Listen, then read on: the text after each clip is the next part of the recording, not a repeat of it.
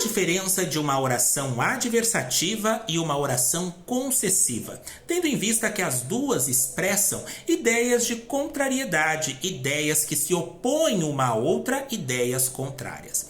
Bom, primeiramente em relação à oração adversativa. Se eu falo, por exemplo, ela era muito rica, mas não era feliz. Quem é a oração principal? Ela era muito rica. Qual que é a conjunção? O mas. O que é uma conjunção? É uma palavra ali que vai juntar duas orações e vai trazer um sentido para ela. Por isso, precisamos aí ficar bem focados em relação aos estudos das conjunções.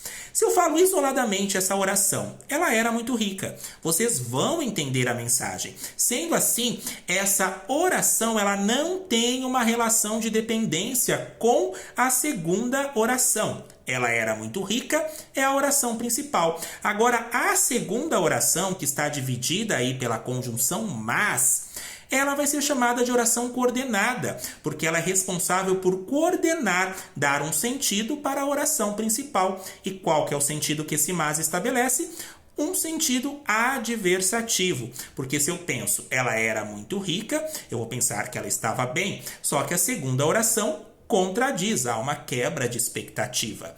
Ou seja, menciona aí que ela era muito rica, mas não era feliz. E esse mas pode ser substituído sem nenhuma alteração de sentido pelo porém, contudo, todavia, no entanto, entretanto e outras.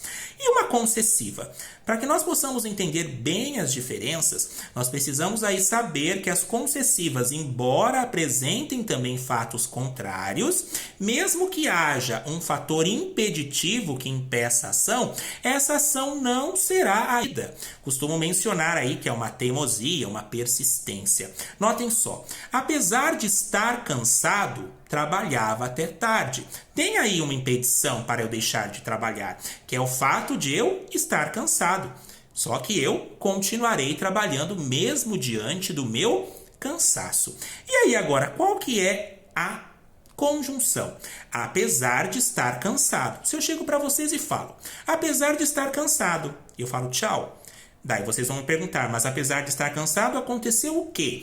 Notem agora que essa oração, ela necessita da segunda oração para ter sentido, diferente da que eu mencionei primeiramente. Sendo assim, existe uma relação de subordinação. Uma oração depende da outra oração, por isso vou chamá-las de oração subordinada. Existe ali um fator impeditivo que é o meu cansaço. Só que mesmo diante do meu cansaço, eu continuarei trabalhando.